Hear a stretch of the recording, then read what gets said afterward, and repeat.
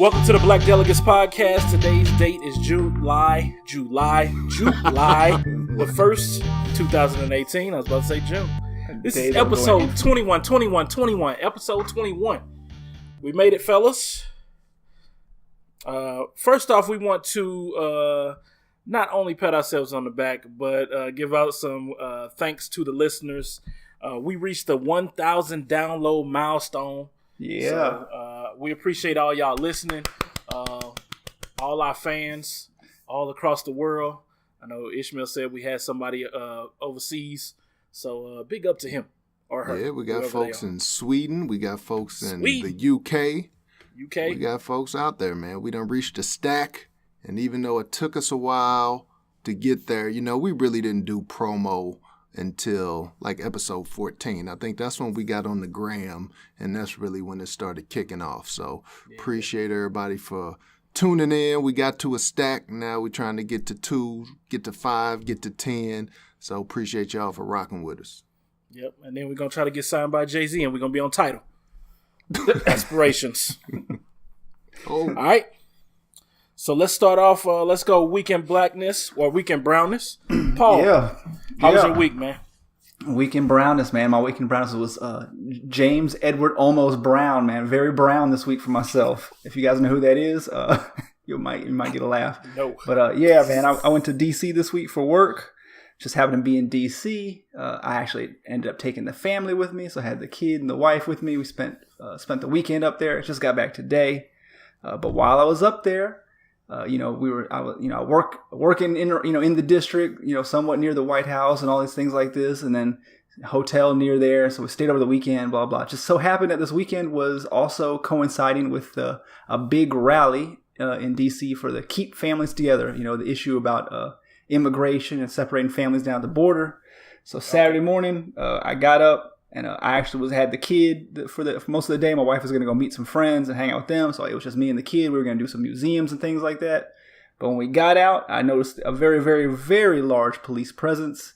And then I kind of asked, like, what was up, walking down the street. And they were like, oh, there's going to be a big rally. So I was totally out of the loop on this. But, just happened by happenstance was there. And got to see Lin-Manuel Miranda. He like kind of did like one of the introductory speakers before it got started there in Lafayette Park. So I was like listening to that for a little bit, and then they all started marching down the the National Mall over like that. And anyway, man, it was cool, man. It was a huge crowd, like 30,000 people out there. And so everybody, all these people had little shirts with all these slogans and signs and stuff like that. And man, some people were just upset, but man, it was so hot out there. Man, it was like 103, 104 degrees outside, it felt like, man. People were falling out left and right. I saw one lady fall right in front of me. I was about to give her my kids apple juice, but I was like, nah, I need the apple juice for the kids. A cop, whoever she was with, the cop came over there pretty quick. But yeah, man, it was cool to be in the rally, just seeing, just tons of people all out there, just democracy, right after you man. Whether you agree or not, does anybody have apple juice? Yeah, no, man. I saw a lady pass out, and I was like, man. I saw her kind of like start.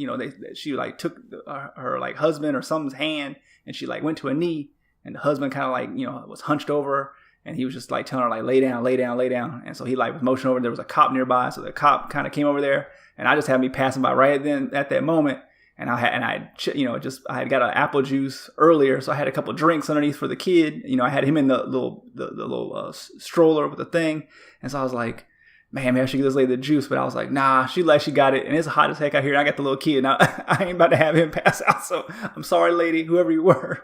No juice for you. Did you radio in to the SEAL team that was with you that you had to stop your till because you had to help the lady? I did not. But man, there are people are passing out there left and right, man. It was not a good combination to have a big rally, 30-some thousand people, all here packed into this, pretty tight area in 100-degree weather. No shade at all. And then, man, people were just people, the political, environment we have now, people just hot, man. So people were like yelling, screaming, big, made these custom signs, made these custom shirts. And so they were just, people were on edge and just ready to get at it. And that's not a good combination when you're out there in that hot sun, man. So some people just weren't ready for it, man. So they were passing out left and right out there, man. In fact, there was one area we kind of walked past, and they actually just had like up on a crane, they had like a fire hose, just like mist in the crowd, like a large mist. You could just walk up underneath there, all within the intersection. You just get hosed down, man. So that's how bad it was. They just had a fire hose on people. Yeah. Anyway, so I was out there, man. I didn't see all of it. I guess it was like maybe 60 cities nationwide where they had these protests, but DC obviously was one of the biggest ones, biggest crowd, 30,000. So I just happened to fall up in there. And don't get me wrong, it was a lot of mostly DC residents, mostly white residents, but a lot of minorities, a lot of people with immigrant shirts. I saw a lot of Indian people. It was just cool to see, man. Just kind of walking around the crowd, and it was all good. There's no I didn't see anybody. Anything, get violent or anything. People were definitely yelling and doing a little chants and stuff like that. But from everything was peaceful. I know there were some arrests at the Capitol building. I think like Susan Sarandon and like 600 people got arrested because they like stormed a building or sat in on some like Senate building or something like that. But that was like the night before, something crazy like that. But that was my week in Brownness, man. I don't want to get too much into it. I can talk about DC as long as you guys want. But yeah, that was it, man. At the rally.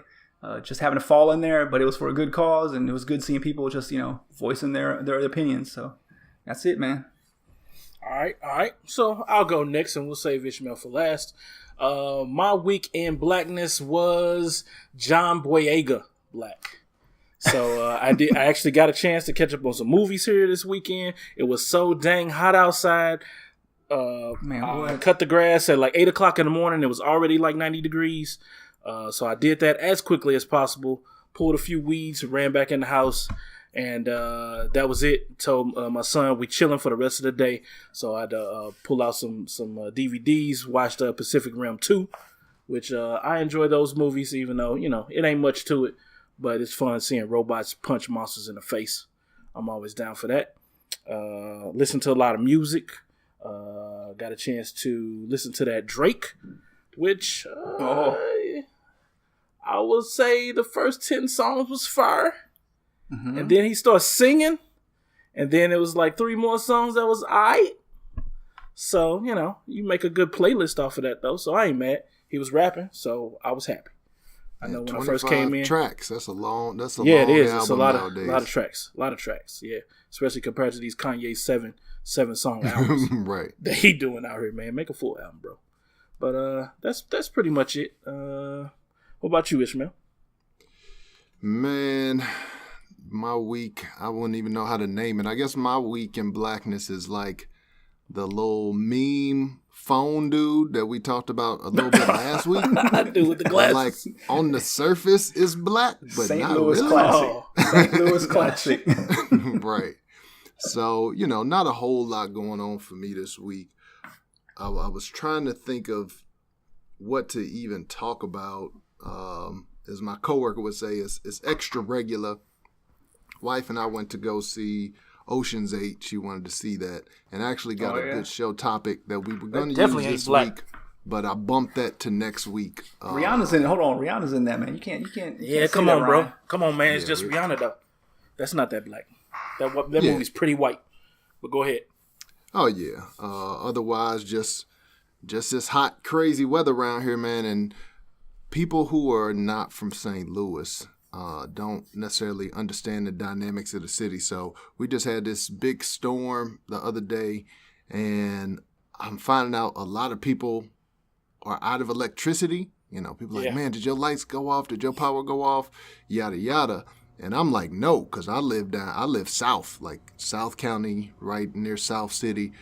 But the thing is, in North County, where all the black people live, like all the black people either live in the city or in North County when it comes to St. Louis. Hold on. So it really in St. Louis, it's just North County and South County. Like there ain't like nothing like, like York County or Broward. It's just North and South. That's it. No, I mean that's just what y'all call it. Technically, you can break them down. Yeah, because there are over 90. I think there's 91 municipalities in St. Louis, cities and municipalities in this area. So there's a whole lot, but you just specify that area. So North County is probably 30 or 40 different municipalities that make that up. So, but anyway, in North County, like the electricity go out all the time. Anytime there's a storm, electricity go out. So I'm glad I'm not still living in North County, because I remember like winters where my electricity was out for like weeks. Yeah, those was the or days. Summers where my electricity would be out for not where I'm at now, because all my wires is underground. Right. Hey, that's the life. But here's the black thing that I will talk about. I guess the blackest thing that really happened this week was at the gig, and y'all know my job is always super black. But Friday we had some food catered to us, and we'll do that around like holidays. Wednesday is the 4th of July, so we'll be off work. So they brought in food, catered food to the office. And Paul, I asked you, if your office catered some food, what would they bring in? Like, what do you think they would bring? Oh man, if my office caters some food, which they will, it'll be like some lame like McAllister's deli platter, man. It'd be something so washed. Folded lunch meats. It'd be something super safe. It'd be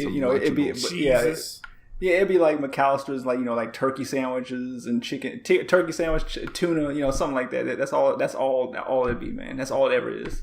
All right. What about you, Ryan? Yeah, I mean, they kind of do the same thing. We do catering for birthdays and stuff like that, and it seemed like they just pick some kind of a vegetarian place, or we might get some Chinese. It's never something normal. Sometimes I just want to be like, bro, can you just get some pizza? It's cool. Yeah, well, I'm going to tell you what we had catered to the American, and this is by a great chef that normally cooks for us. Occasionally we'll order out from a restaurant, but usually it's the chef. And so we got some barbecue ribs brought up in there. We got some barbecue chicken wings. We got some baked beans. We got spaghetti. Sound like y'all had sweetie pies, bro. Right, talking about black spaghetti, not the other spaghetti. That means it has meat in it. That means it had meat in it, right? Right. Oh, absolutely. Oh, yeah, must have no meat. Way. Yeah, it's not meat sauce. It's meat and sauce. My wife and I had a great debate on this when we first got married about black spaghetti. So this is wow. I know I'm intimately aware of this conversation, this debate here. Yeah, of course we had the cornbread. Of course, we had regular corn. Had some green beans. Had what is this? Like pound cake, or it wasn't even pound cake, but we had like a cake that was in and. If you had chess pie, then it'd be really black. That'd be a really black lunch. We had chess pie. We did not have chess pie. I'm sitting here. I'm trying to think. Wait a minute. What's chess pie? It's like egg. It's like egg custard pie. Man, you don't know what chess pie is? Like CHESS? Yeah. I've never heard of this. Oh, blackness revoked right here, man. Blackness revoked. I ain't never heard of chess pies. I ain't never heard of this. Nobody in my family has ever made that. I got onto it in Memphis. What's in it? My wife's mom makes it, man, for me. Every time I come back to Tennessee, man, she makes one for me. So I love that stuff, man. Chess pie. I don't think I've had it. I've heard of it, but I don't think I've actually had it. Oh man, y'all. Maybe it's not a St. Louis thing. Maybe you got to go further south. But in Memphis, they actually sell it in the grocery stores, man. Man, describe what this is real quick. Describe what it is. It's like whipped up eggs. It's kind of like a custard, but it's like set. It's hard to explain. It's like baked, so it's set, but it's just basically eggs and sugar and milk. I think in a pie crust. Really? That's the only way I can really explain it. It's sweet. It's kind of got like a yellowish, kind of like lemonish kind of look to it. It's not lemon flavored or anything like that, but it's kind of got that look to it. It's just sweet, man. It's basically pure sugar, but it's just a southern thing. And you go to these. I think I have had it. I just didn't. Sound like gooey butter that's cake. What it was. Man, you go to it's a thing in like Southern white society too. Because I've gone to like little small towns all around Tennessee, and the little diners, they'll sell it there, man. It's just like an easy little thing to make, man. But I don't know, chess pie. I never had it except for in the South, but it's a big thing, man. Yeah, I think it is. It is more of a Southern thing. But the last thing, I was having trouble remembering it, but we had, of course, some peach cobbler up in there too. So that was the food that was brought in on Friday. So, of course, I had to put that out on the gram, let people know, look, my office is blacker than yours and my lunch is better than yours. So that's about all I got for this week in blackness, unless y'all got something else to add. Was this catered by someone we know? Like a well-known establishment? No? No. Okay. We have, the just owner of the company has like a personal chef, basically. And so certain times, like I said, around holidays and stuff, they'll just say, hey, bring in some food for the office. And she'll hook it up. She bring it in there, and it's always fire. Did you how many places did you sneak back to the car ish? Just let me know. Just let us know. Well, I wasn't even planning to bring anything back. I got my food. I was good. There are people obviously that are gonna come. They got the foil out. They taking plates. They got boxes of plates stacked on there because of course they're not gonna throw the food away at the end of the day. So they just like, hey, take it. But I ended up with the peach cobbler because there was some left and they were about to throw it away. And I'm like, ain't no way y'all throwing away that peach cobbler. So I went ahead and grabbed the remaining part of that. And then there also was some corn. It was like a pan of corn and they were about to throw that away. And I'm just kind of that like where I don't want to see food go to waste. So I'm at least take it home. I might not eat the whole thing, but I'm going to eat off of it once or twice over the weekend, and then throw the rest away. But I'm not about to throw good food away. So It's got 5 pounds of corn in the back of the car. Exactly. So what else we got next, Ryan? Well, I'll roll right into the next one. Like I said before, I had a topic that kind of had to do with the movie Ocean's 8. Just a thought-provoking topic, but it got bumped.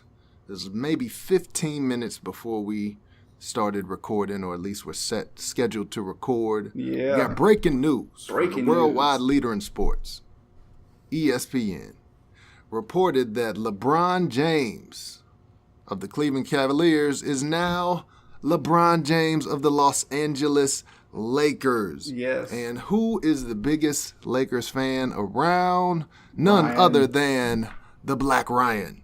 And the Black Ryan is also the biggest LeBron hater around. That's right. I'm very intrigued to hear. Not a hater, just a rooter against her.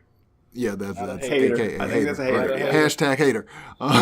So, Ryan, you really didn't even want to talk about this. You're like, man, I've been hearing about this possibility since January. I'm done speaking on it. But you're not. So tell me what you think as a Laker fan / LeBron hater. What do you feel about LeBron coming to La La Land?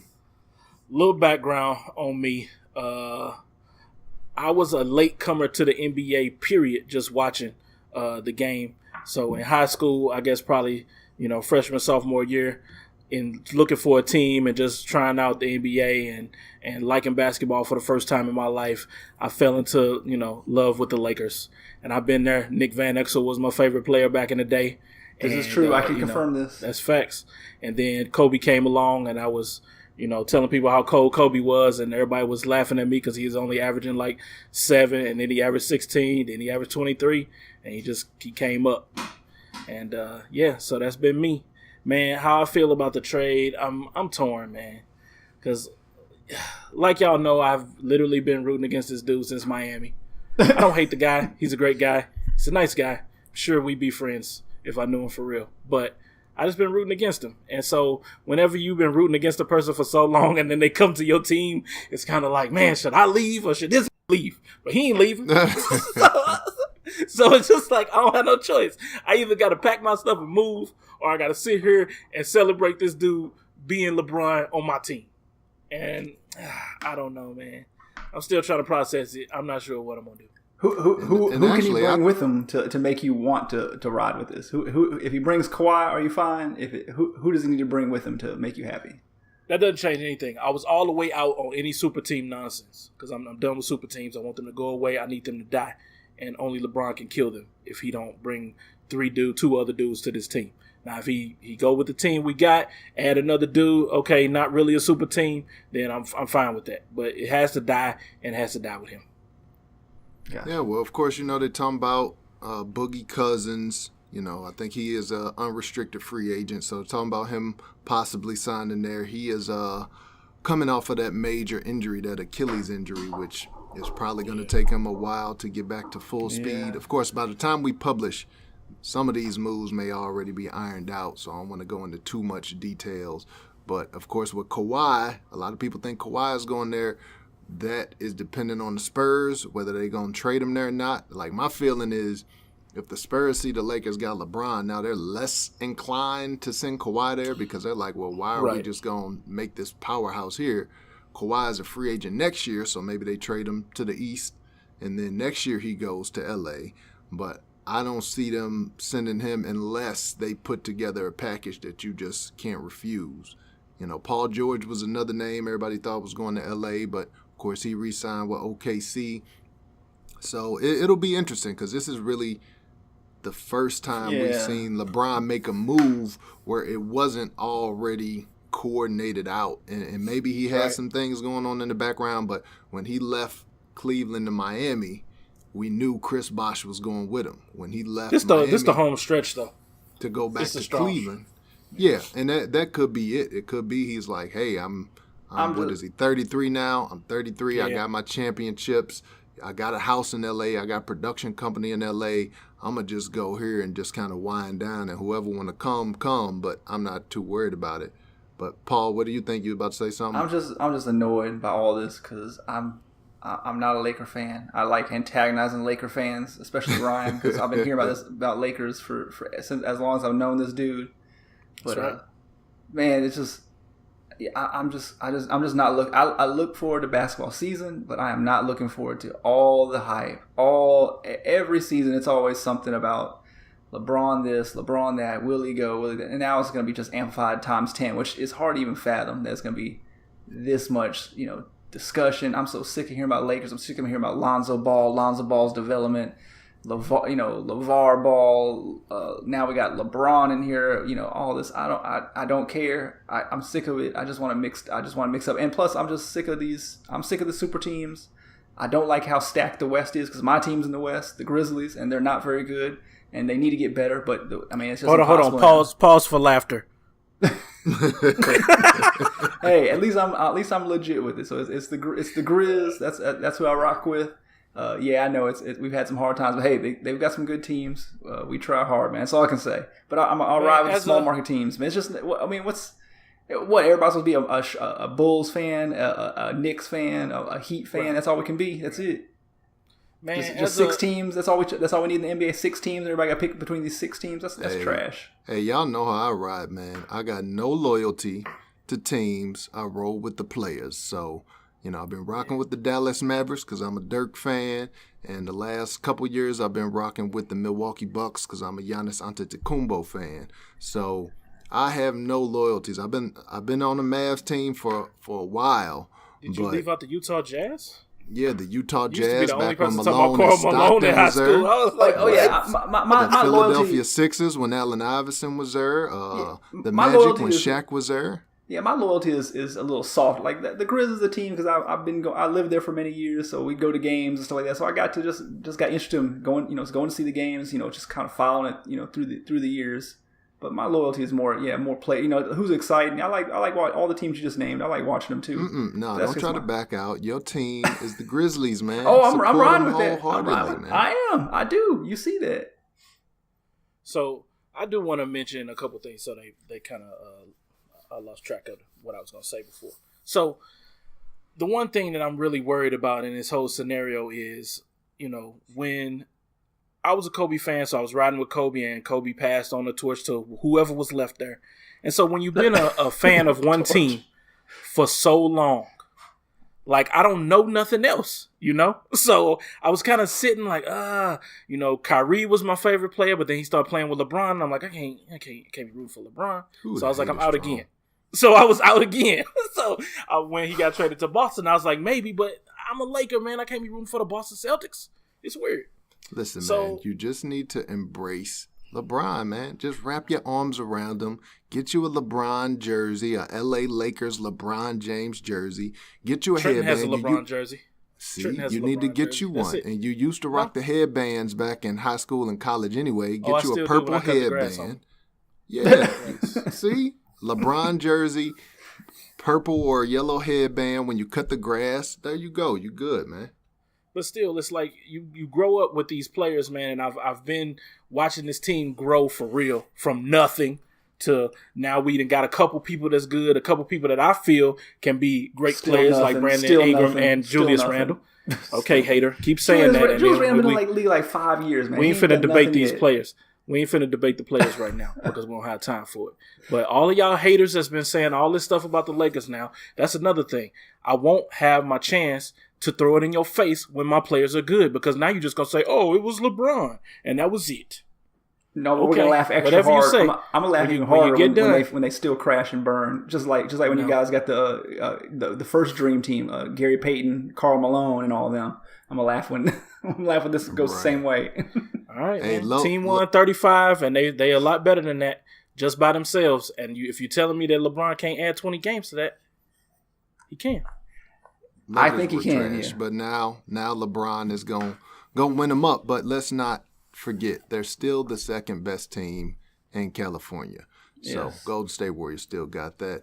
What was I about to say? We played Golden State very well all during the season. 2 games went to overtime. And the NBA is going to make it where every Golden State Lakers game is going to be like on Christmas or Thanksgiving, New Year's, every single one. It's going to be like all NBA TV on Tuesday fan vote. Don't even worry about it. It's Lakers. Yeah. ESPN games during the week, Lakers. TNT, Lakers. So don't even buy that league pass, people. In past years, they would have been the Lakers versus the Cavs on Christmas, but the Cavs about to be so trash that we know that's not about to happen. Oh, you ain't gonna see. Yeah, they'll play the Celtics now. It'll be Lakers versus Celtics.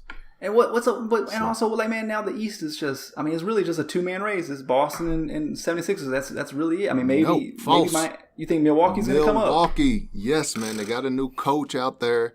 All they need is maybe one other signing. Milwaukee and Giannis really can't shoot still. I mean, like I don't think he's gonna win he's not gonna win the East. You think? Soft athleticism. He got a shot. It's going to be between those 3 teams. I don't think anybody else has a chance in the East. Milwaukee, Philly, Boston. Boston is, of course, the favorite. But let's go ahead and go out of this because we could talk about sports all day. Yeah, we almost a half hour into the show. So let's go ahead and move over to the next topic, or actually not even really a topic, the next segment, I'll call it. And we talked about this before where we have all these instances of white people calling the cops on black people or cops assaulting black people, and we don't want to go in depth on all of them. So on this one, we've got white collar crime. Ryan, you got 3 instances of white collar crime this week. Let us know what happened.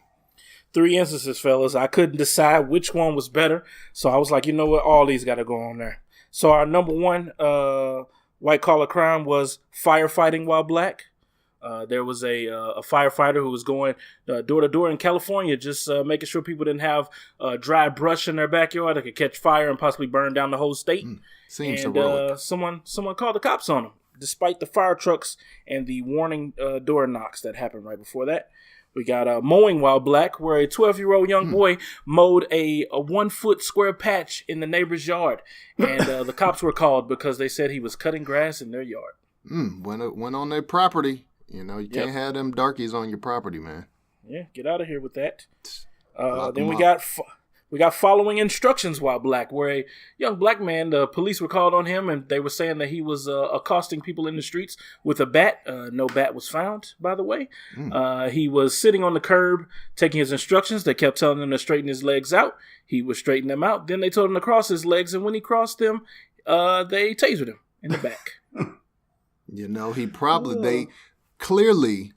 The officer, when he told him to cross his legs, he meant to put your left leg over top of your right leg. Oh, and when I watched the video, he put his right leg on top of his left leg, so he deserved to get tased, man. I'm just saying, I would have called him Popo too.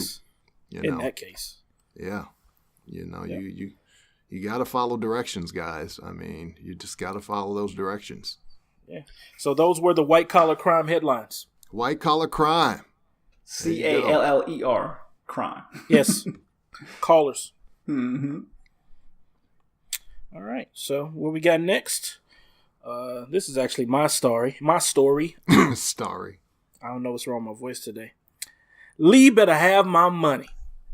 This story is about Damon Dash, who is a new favorite of mine in the world of blackness. I've been watching Rap Moguls with the wife, and the things that this dude says are just ridiculous. But he believes in himself. He has come up from nothing all by himself, and he wants to continue to do so with nobody's help. And, I was gonna say, you were hating on him last week, man. You said I was hating a mogul. You said he ain't even a mogul. He's not a mogul. He's not. But it's just funny because of the dumb stuff he be saying. Like, for instance, just a little sidebar, he was talking to Snoop about making movies, and Snoop was like, yeah, man. He's like, so you put your own money in it, right? And he's like, oh, yeah. He's like, I done put up like $100,000. And then Dame Dash was like, oh, man, well, I'm stupid. I put up $1 million. And those are the type of lines that you're getting from Dame. He's just throwing money around, and then he's like, this is his last $1 million. Like, I put all my money up because I believe in myself. And he keeps telling his boys, like, yeah, man, we about to make this money. Sorry, we can't do these records because we about to do this, blah, blah, blah. And it's just ridiculous. So, but I love it.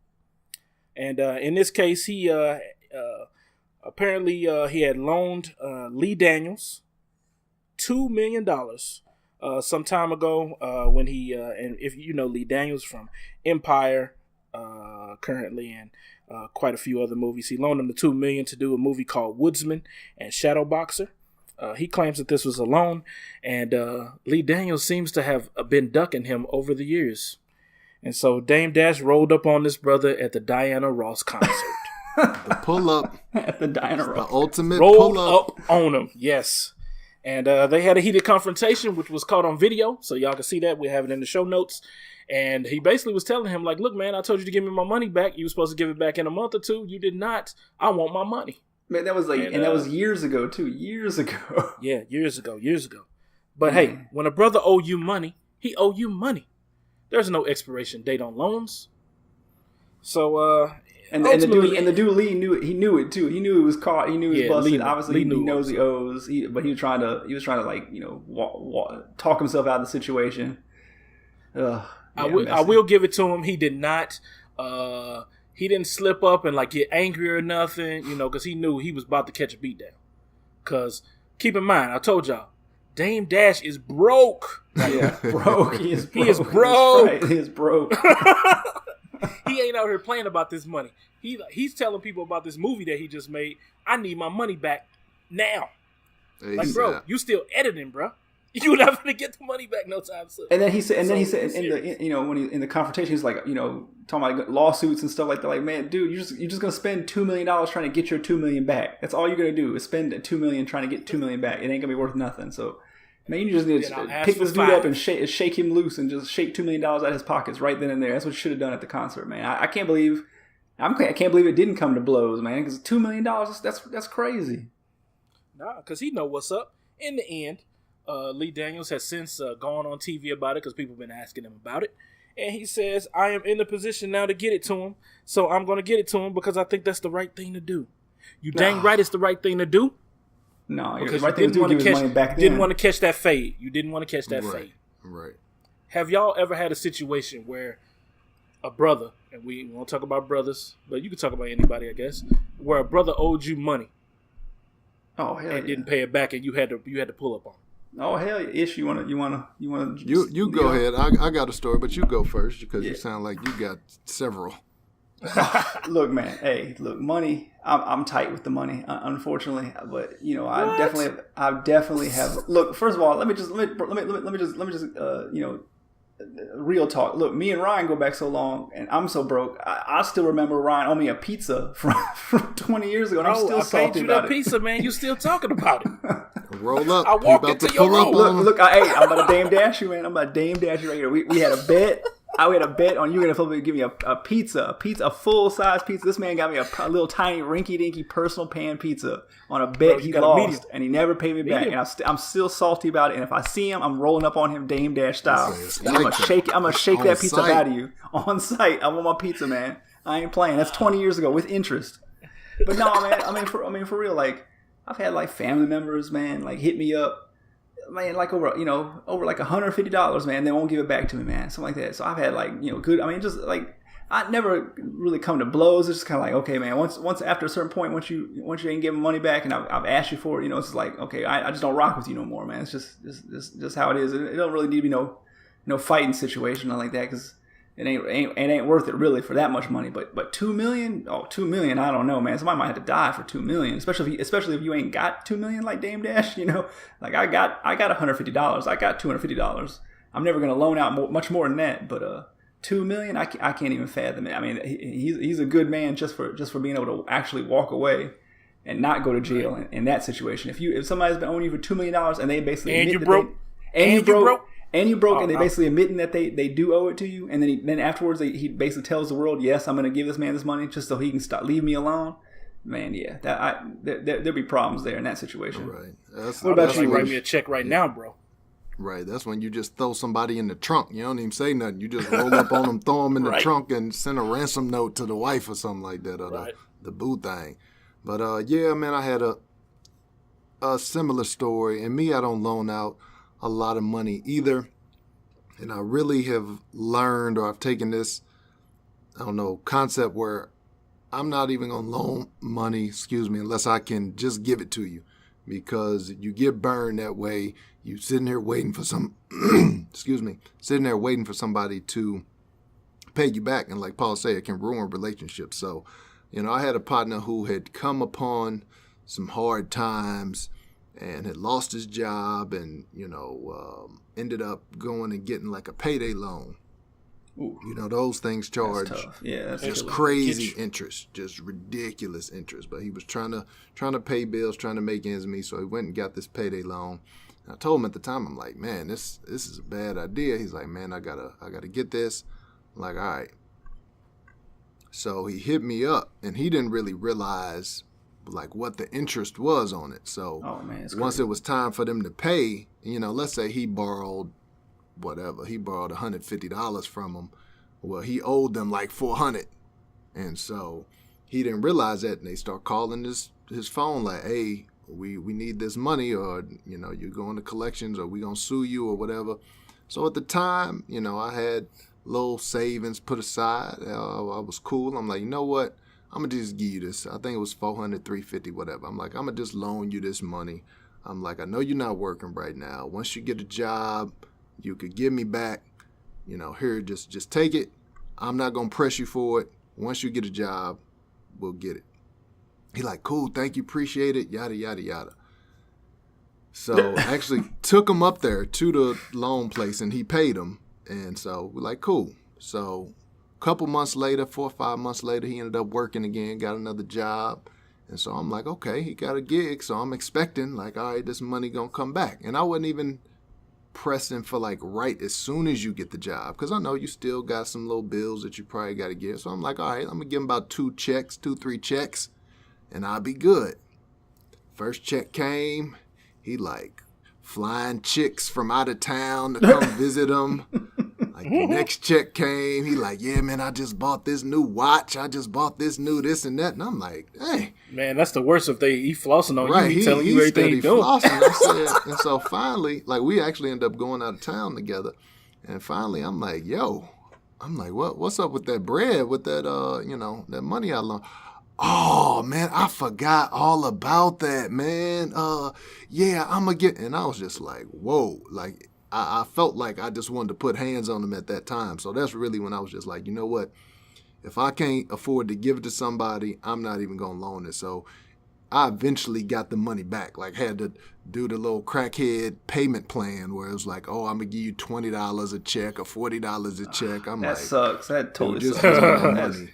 Right. But that soured me on loaning people money. So yeah, I feel you there. Yeah, I'm with you on that. I do have one that I must tell. So, Ishmael, you know this dude. Back in high school, right when we graduated, heading to college the summer before, I was in the predicament where I got a sizable little amount of money. So I was blowing money like I was crazy.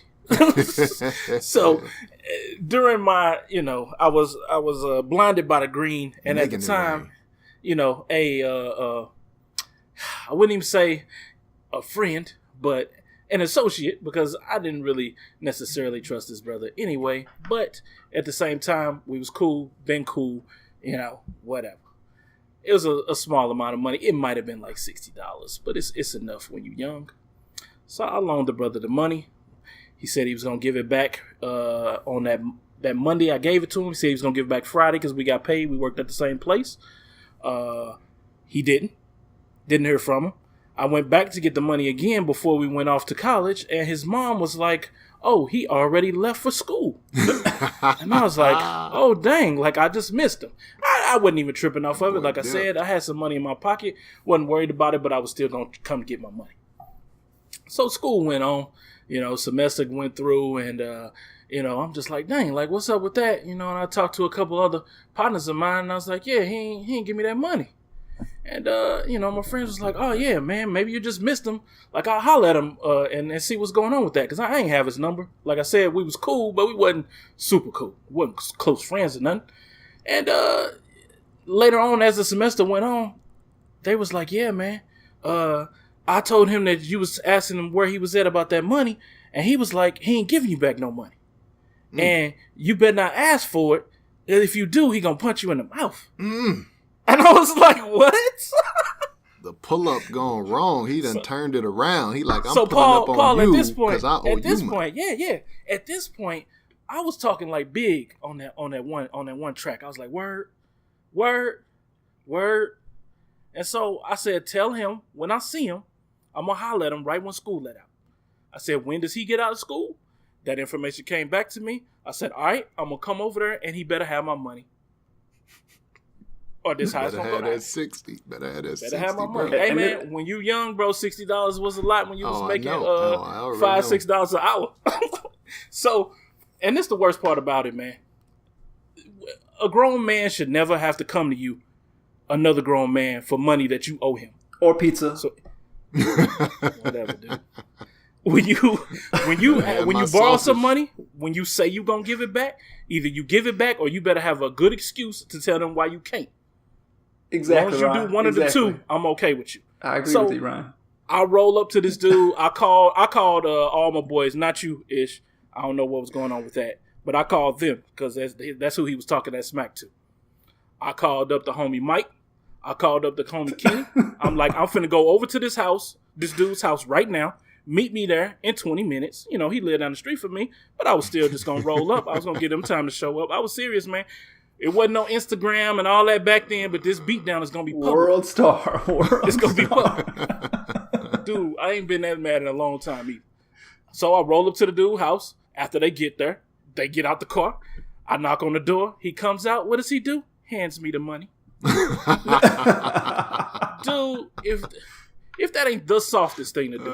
All right, now I got a blueprint of what I'm gonna do for you. All right, I got it. Have that same energy when I see you. If you talking like he was talking over the phone, as a grown man, I should have punched him in the mouth anyway.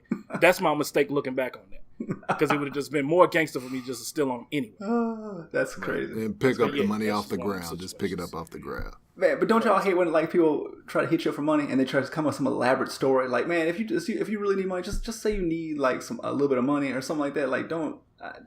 Whenever they start going down the long, crazy story, like this and that, like, man, I do not care. Just here, man. Sometimes, like, man, it's either no or like here, but I don't got time for your like long sob story, dude. That's like, even family members, like, man, I ain't got time for it, man. Just say what you need, and I'll make a yay or nay decision. But I ain't trying to hear this long, 30 minutes prolonged story about why you need this or what bad situation happened to you. I just like, I can't stand it, man. I'm not too emotional with the money. It's either I got it or I don't. So, whether you need a lung transplant or whether you're trying to get some Ripple, either way, if I got the 20, I'm going to give it to you. If I don't, I can't. See, man, I usually ask because, my money ain't flowing like that. So if you want something, if you need something and you got to have it, like if your car finna literally be repossessed and you need some money, then I might be able to rob from Peter to give Paul, to give you what you need so you don't lose your vehicle. You know what I'm saying? And that goes for family members. But if you up here like, oh, I just want to buy my person some Jordans, my boyfriend or girlfriend some Jordans, like, get out of here with that. Like, I'm not going to loan you money for that. So I generally like to know what it is. So I don't mind a story as to why you need it. I'm not going to ask you for all the details, but, I just need to know whether or not I'm going to give it to you, because otherwise it's probably a no. Yeah, well, that's why a lot of times, man, I try to help people find other solutions that ain't going to cost money, or at least ain't going to cost me money. So if I can solve your problem without coming out of pocket, and you still turn that solution down, then I know that ain't really what you wanted the money for. Bro, what solutions you got that's producing money? That ain't it don't have to be money. Right, like, you finna be like, you come over and shake some things for some change. When you talked about... No, like when you talked about repossession, your whip about to get repossessed. But like, yo, you can park that mug in my driveway.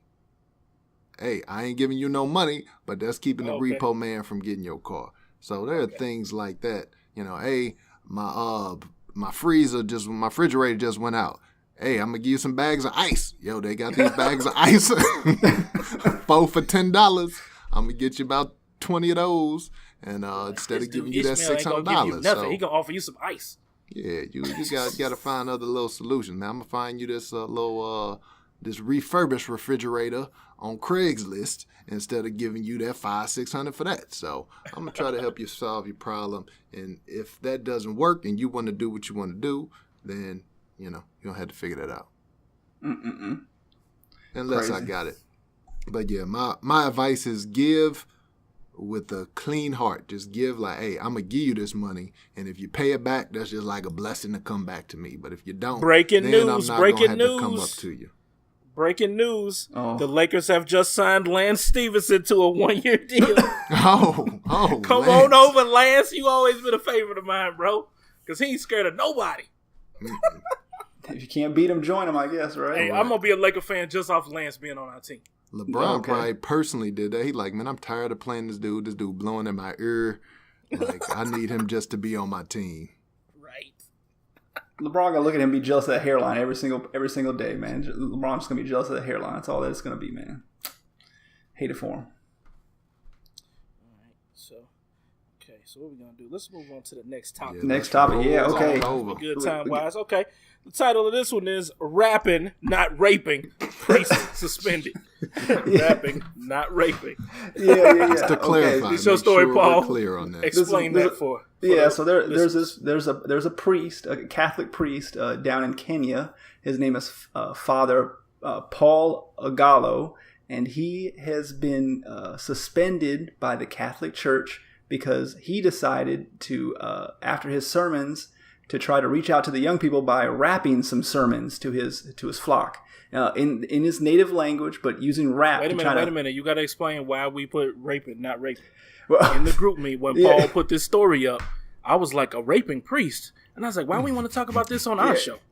Ryan, and then Paul's like, no, not raping, rapping. Yeah, Ryan always assumes that every topic I put on there is dirty in some way. It's sex related. He always assumes it's sex related. So I put the rapping priest on there, and then so like 30 minutes later, Ryan's like, "Why are we going to talk about a raping priest? I don't want to talk about that." And I'm like, "No, it says rapping." He's like, "Oh." so the joke ever since then has been rapping, not raping. So so just remember, kids, grammar is important. Extra P is important. Yeah. So the father, Paul Ogallo, who goes by the rap name Sweet Paul, or AKA Father Massa, Sweet Paul, that's right. And so, first of all, I'm all for this dude because we need more dudes in the rap game named Paul. There's not enough. There's only Prince Paul, DJ Paul, and now Sweet Paul. That's all. Yeah, we only got 3. And so we need more Pauls in the rap game. So I'm all for this dude. But have y'all heard the video yet? Have y'all seen the video yet of the dude rapping? Have you checked it out? I didn't know it had a video. Oh, yeah, absolutely. I've seen several videos. I sent it to you. There's several videos. Okay, so Ish, since you've seen it, what do you think about the man's flow? Does he have bars? Even though it's in a different language, does he have bars? Yeah, see, that's the hard part. When trying to diagnose bars, if you don't speak the language, I don't know. Now, how I have to judge this is I have to look crowd at participation, the response of the crowd of the congregation. Now, when I see him come out, now he always put the headband, he put the bandana Yeah, on that's top what of his I need to head next the before fit. he come Yes, out. yes, And the he fit. throws on, like the little button bandana or down do-rag? shirt. It's a red bandana. It's a and bandana. He's got red Nikes on. So I think he's Tied in the back or in the front like Tupac? Tied in the back, like tied in the back like prison Mike from The Office. That's exactly what it looks like. Too. It's a trash headband. It's a trash headband, man.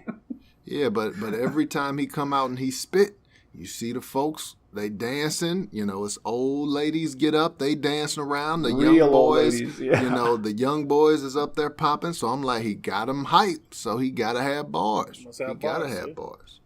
I'm not sure if they're showing off for the camera or not, but I agree with you. The crowd is definitely kind of feeling it. Although the age of the crowd is average age is 75. So I don't know. Yeah, I mean, let's keep it real. He's rapping like 1985 style flow. Like, even though I don't understand the words, he's doing the basic 80s type of rap. But, hey, he getting them hype, so I ain't mad at him.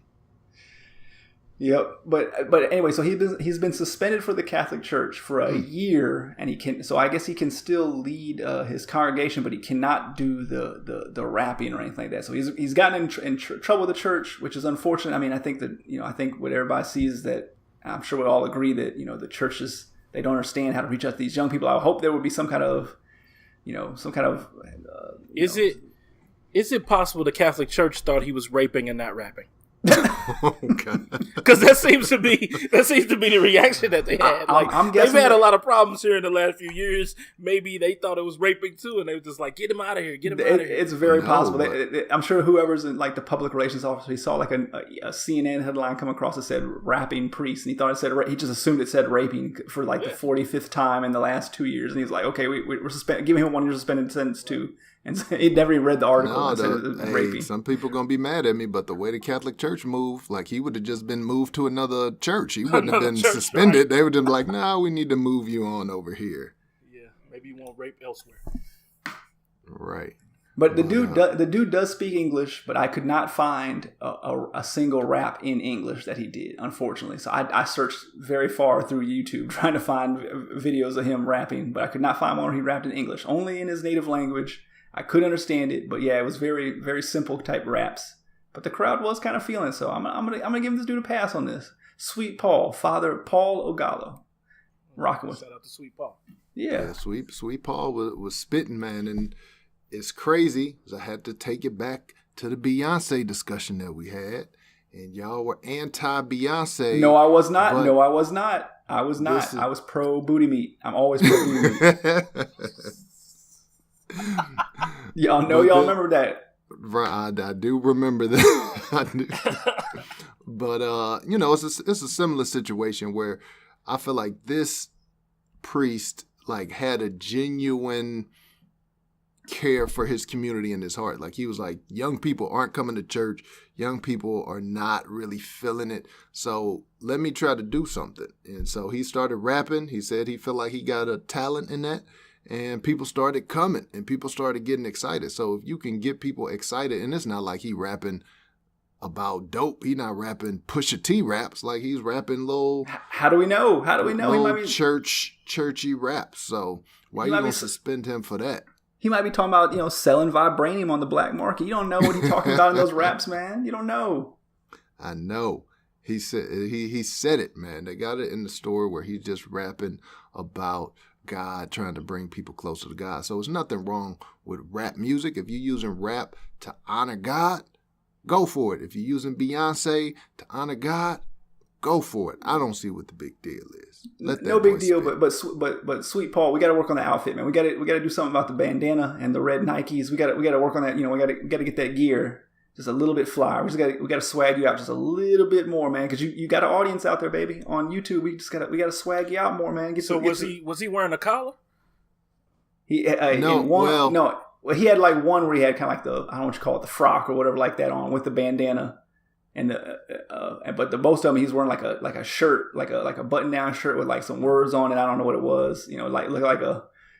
It looks like a cross-color shirt or something like that. Right, yeah, basically. Something like that. I think that's really what got him in trouble is the fact that he wore the bandana that one time in the actual frock or whatever. I think that's really what the Catholic Church didn't like. But yeah, usually he does the service as like a regular priest in regular priest attire, and then after he, I don't know, preaches or after he does whatever, then he goes and changes. And so like when they do the announcements, then he'll be sitting in the crowd in his, quote unquote hip hop gear. And that's when he'll be talking to people, or after the service is over, that's when he'll start spitting for the folks. So I'm telling you, with that bandana on, with that bandana on, he looks like, if you ever seen The Office, when The Office comes on all the time, but there's an episode where the dude Michael Scott, like he pretends to be this character called Prison Mike, and he pretends like he went to prison, but the way he wears the bandana is just like Prison Mike wears the bandana in The Office. And so every time I was watching those videos, I was just cracking up laughing.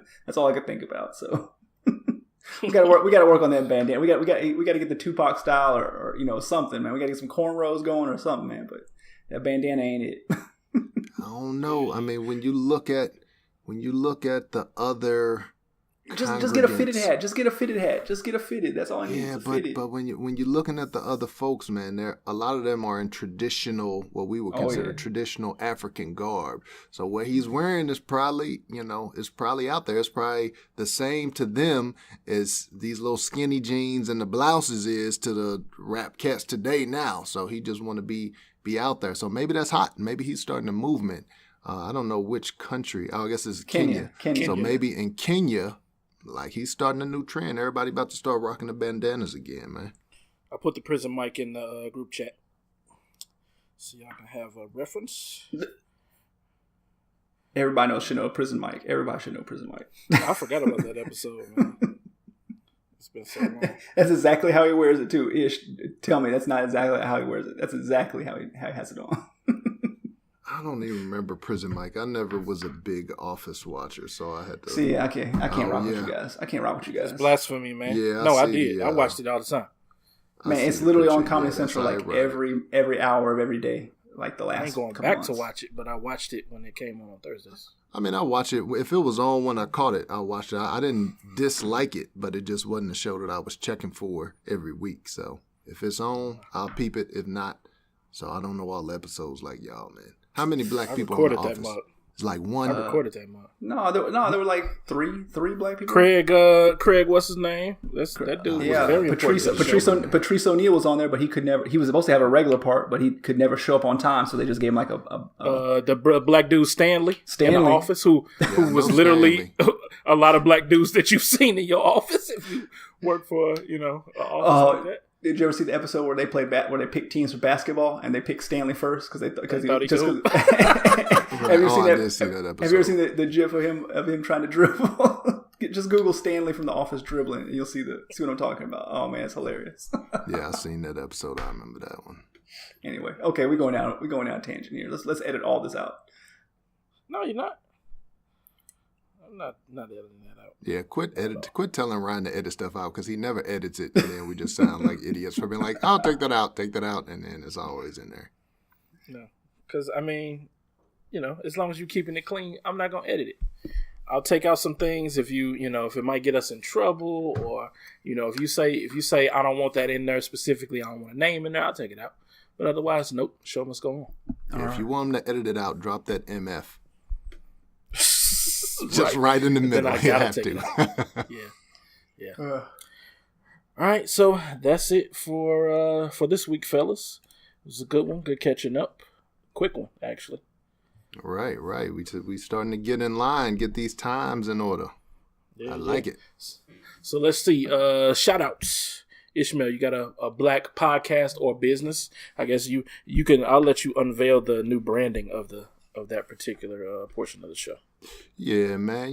We try to give big ups to a black or brown podcast or business, like Ryan said, and I think I want to deem this BDP certified. So when you see BDP certified, you know that it has been certified as legit by the Black Delegates podcast. So this week's BDP certified podcast is called Real Talk with Ghost and Big G.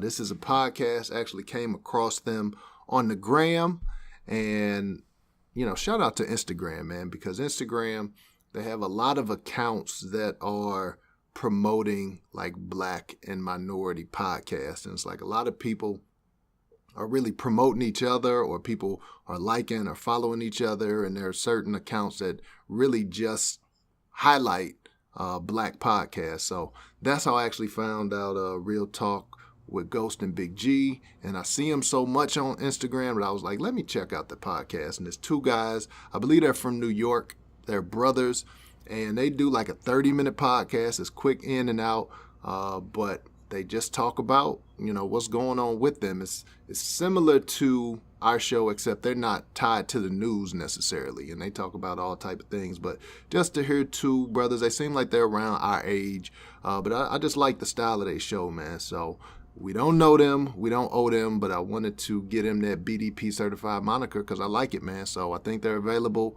wherever you listen to podcasts. So go holler at Real Talk with Ghost and Big G and tell them that the Black Delegates podcast sent you. Man, I hope they recorded on your end because you straight just went out on my end. Really? Skype. Yeah, but that's okay. We'll figure it out. If I got to do a voiceover, I will do a voiceover. Oh, I got a shout out too. Shout out this morning when I was on my jog in the district in DC, and the dude that across the street from the FBI headquarters was smoking weed.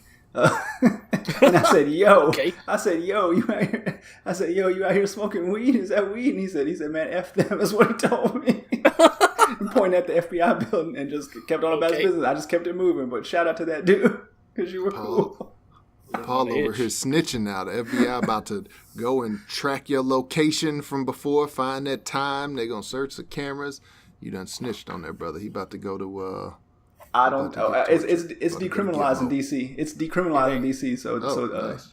so they is it for real? Yeah, under like so much. I don't know. I think purchasing it is still legal, but I think if they catch you with a small amount of it or smoking, I think it's fine.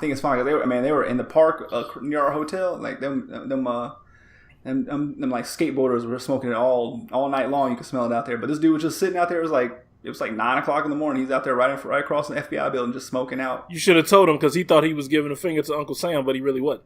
Like, it's already legal. This dude, he clearly was from DC. So this dude knew where he was at. He wasn't caring. So he was maybe he was homeless. I don't know, but man, he was smoking right there on the side of the street, right in front of the FBI building. I was like, man, you bold as a mug. But I was like, whatever.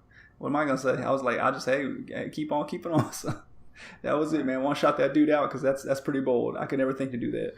Man, you should have hit him with the "I'm Tyrone," man. You should have just, I don't know if y'all ever follow Nafeel HD. I'm gonna shout him out too. Nafeel HD on Instagram. That dude is hilarious.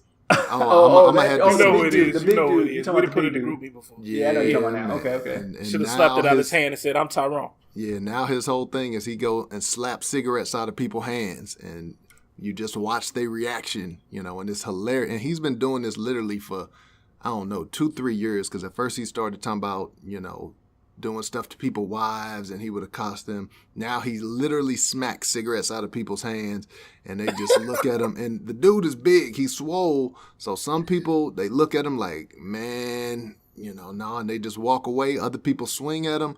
Like, it's like I literally laugh out loud at almost every video. So shout out to Nafeel HD, a.k.a. I'm Tyrone. So try that next time, Paul. Just smack the weed out of his hand and see what happened, and record it. Make sure you're recording. Make sure I record my own death. Okay, I got you on that. Put it in the group chat. Oh, yeah. Posthumously. I will do that. Brown Star. Yeah. All right. So where can they find us, Ishmael?